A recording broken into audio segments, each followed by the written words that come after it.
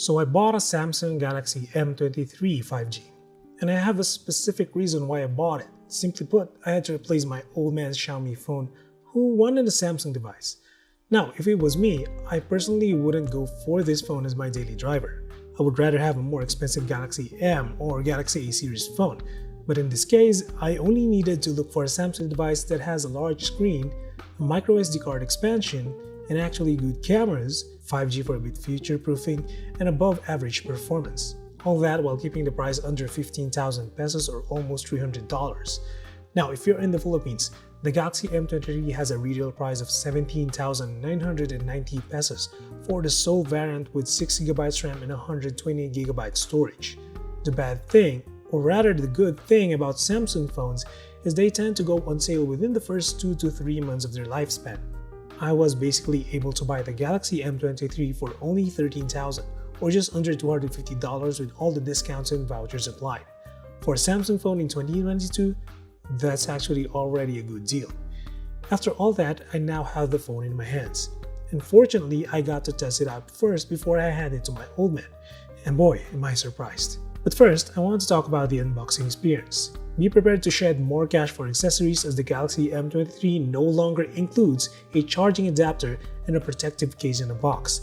And if you're thinking of using an old charging brick of yours, no dice, since the cable included in the box uses a Type-C to Type-C cable. And if you do have to take advantage of the 25 watts charging technology of the M23, you have to spend 1,000 pesos more just for Samsung's power adapter.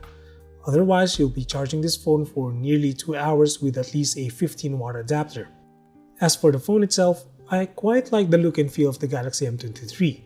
It's an all-plastic device, but the back is sporting a smooth frosted finish, which kinda looks like brushed metal in person to be quite frank with you, and a glossy plastic frame that feels cheap when you compare it side by side with the Galaxy A series phones. And if you take a closer look at the cameras, the entire module smoothly protrudes but leaves no camera bumps on the sensors.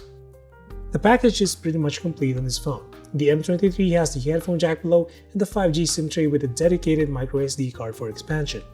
Design-wise, I'm okay with this one. What might not be okay to some of you is the Teardrop Notch. Samsung probably received some backlash with the use of a notch instead of a pinhole, but we're actually seeing more and more cheap phones going back to teardrop notches for some reason. The display though is not the largest, but the 6.6 inches diagonal size strikes the balance between screen real estate and one-hand comfortability. However, Samsung did cheap out with the use of LCD instead of OLED. Now, while you don't get the same punchiness of colors and contrast here with the LCD panel, Samsung did quite an impressive job with its color calibration here. There's actually no setting to play around with to adjust the color to your liking except for the eye shield or blue light filter, but out of the box, Samsung tried to mimic the looks of OLED by bumping the saturation and it worked just fine.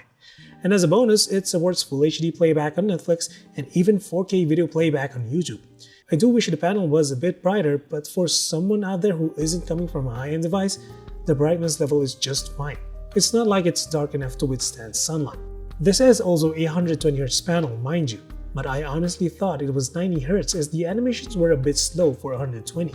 It doesn't appear to be adaptive, so you don't get that battery saving feature here, but the 5000 mAh battery combined with the efficiency of the Snapdragon 750G chipset makes this a solid one day and a half phone. I was able to hit 6 hours of screen time while clocking in nearly 36 hours off the charger. That's seriously impressive. Props to Snapdragon for making this chip a very efficient one. While we're on the topic of the chipset, let's talk about that. The Galaxy M23 has enough power to support the day-to-day needs of a casual user. Whether it's for work, communication, or live streaming, the chipset handles them just fine. Gaming is definitely not the best experience at this price, but I was able to play Ni no Kuni Crossworlds at high settings, averaging 25 to 35 frames. What's even more interesting is the temperature management of Samsung's game launcher that keeps the temps under control by automatically dropping the frames in-game. Now, I understand if most gamers don't want that to happen.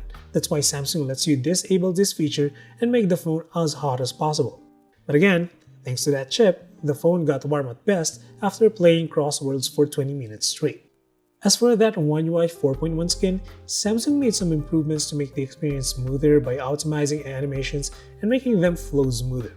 I was a bit surprised to see more Samsung bloatware than there was 3 years ago though, but thankfully, most of them are uninstallable. You also get Google's Material You theme engine, such as changing the color palette of the system, as well as the icons based on the active wallpaper. I do wish that scrolling on Facebook and Twitter was less stuttery, especially with video autoplay turned on, but then again, not a big deal when you have that feature disabled.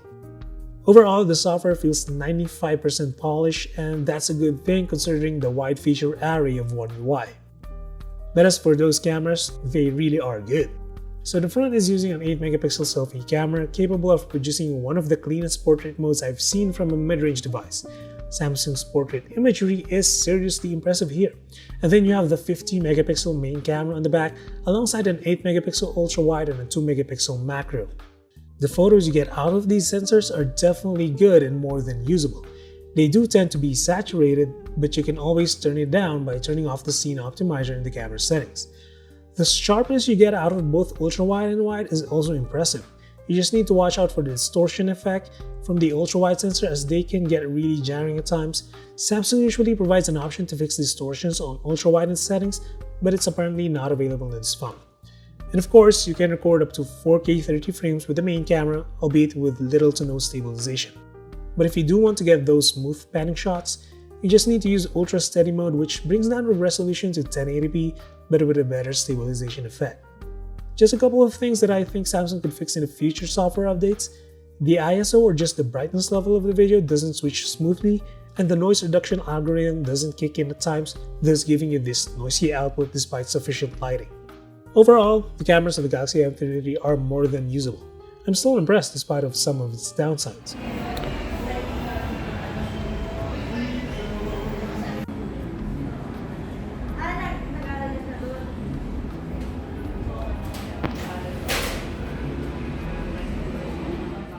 So for the Galaxy M23, it may not be the best option out there nor the best value Samsung phone out of the Galaxy A and M series, but if you happen to find a good deal at your local store, this phone isn't bad at all.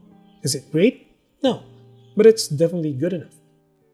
So that's it for this one. Drop a sub or like if you feel like supporting the channel, and until the next one, as always, stay safe.